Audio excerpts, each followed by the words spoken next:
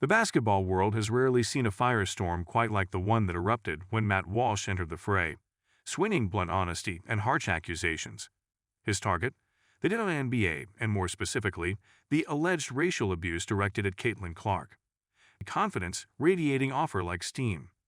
She's there to win, and she makes that point with every move. But as her popularity soared, so did the criticism. In the WNBA, where tensions around race have often simmered beneath the surface, Clark's fame was something of a flashpoint. Her presence added a layer of complexity, unspoken but undeniable, around race in women's basketball. The question became, how would the league and its fans navigate this? It wasn't long before voices across social media began dissecting her reception, comparing it to that of black players, questioning what lay behind both the praise and the criticism. Walsh, of course, has never been one to shy away from throwing his hat into the ring, especially on cultural issues. But when he came out swinging on behalf of Clark, it wasn't with measured words or careful diplomacy. He painted a stark picture, accusing certain corners of the WNBA and its fans of outright racial prejudice. He didn't mince words or dance around the point. His assertion was simple, pointed. Caitlin Clark, a talented young white player, was facing an undercurrent of racial hostility in a league that, he implied, wasn't keen on addressing it. It was a bold accusation, and one that hit like a bombshell. The implications were explosive, suggesting that even in a space celebrated for progressiveness and diversity, ugly biases lingered, affecting how players were treated, appreciated, or even tolerated. Clark's stardom didn't come without a fair share of on-court antics, and that's part of her charm. Her competitive spirit, sometimes flashing a scowl, sometimes with a pointed celebration, gives her an edge that fans love or hate, depending on who you ask. She's scrappy and unapologetic, the type of player who will trash talk with a grin and let her game do the rest of the talking. But her assertiveness, it seems, drew different reactions compared to that of her black counterparts. Black players displaying the same fire were sometimes labeled as aggressive or intense in ways that critics seldom used for Clark. Walsh argued that the public eye scrutinized black players differently, attributing this discrepancy to racial undertones. He suggested that people were too quick to excuse Clark's intensity as competitive spirit, while holding black players to a separate unfair standard. According to him, the disparity was glaring and toxic. When Walsh launched his critique, he didn't just stop at observing bias. He went after the WNBA itself, calling out the organization for what he viewed as a lackluster commitment to racial equality, despite their progressive image. He claimed that the league often looked the other way, happy to support narratives that boosted ratings but unwilling to tackle hard conversations that might unsettle its image. Walsh's words were a sharp slap to a league that prides itself on advocating for justice and inclusion.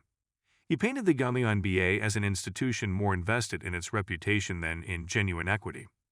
For fans and players alike, it raised a troubling question. Was the WNBA's advocacy just a veneer, something to market itself as forward-thinking, while sweeping internal issues under the rug? This wasn't just Walsh blowing off steam or aiming for headlines either.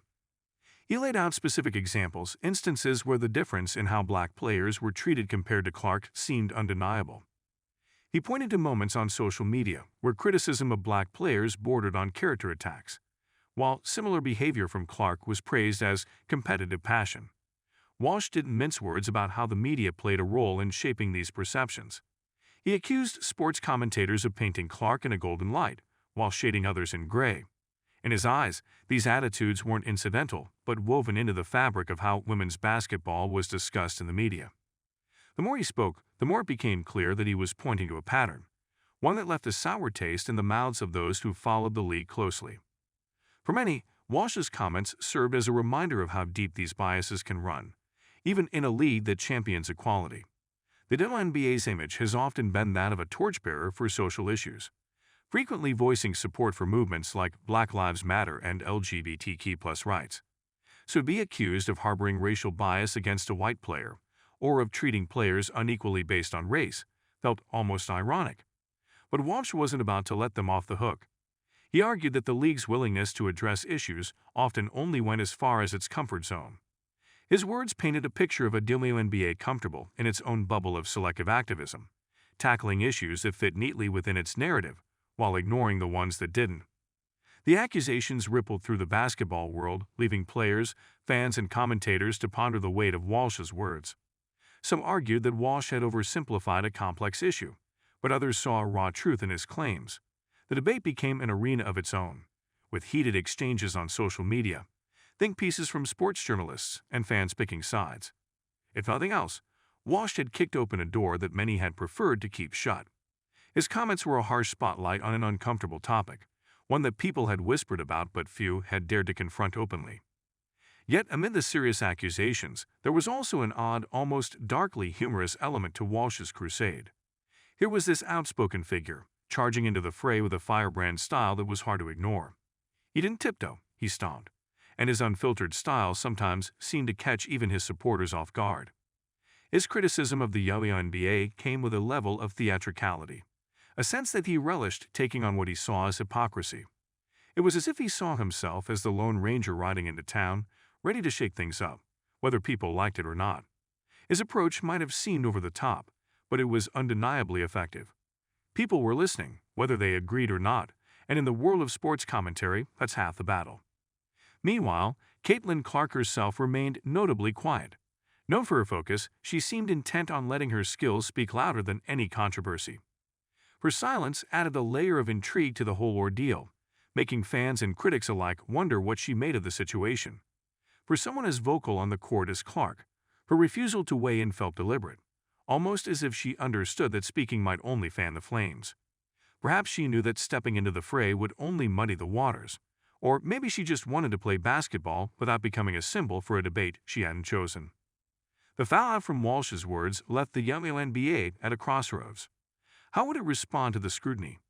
Could it continue to portray itself as a champion for social issues, without addressing the accusations leveled against it? Walsh had exposed a sore spot, one that wasn't going to heal easily. The league's response, or lack thereof, would speak volumes, not just to fans, but to players and future generations watching closely.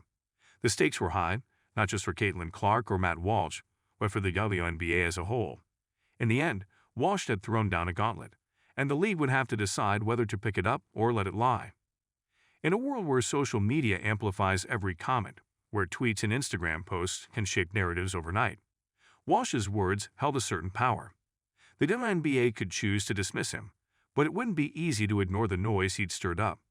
The conversation he'd ignited was one that wouldn't fade quietly. Don't forget to hit that like button and subscribe to our channel for more engaging content. We thrive on your feedback, so be sure to leave your thoughts in the comments section below. Until next time, keep discovering and stay tuned.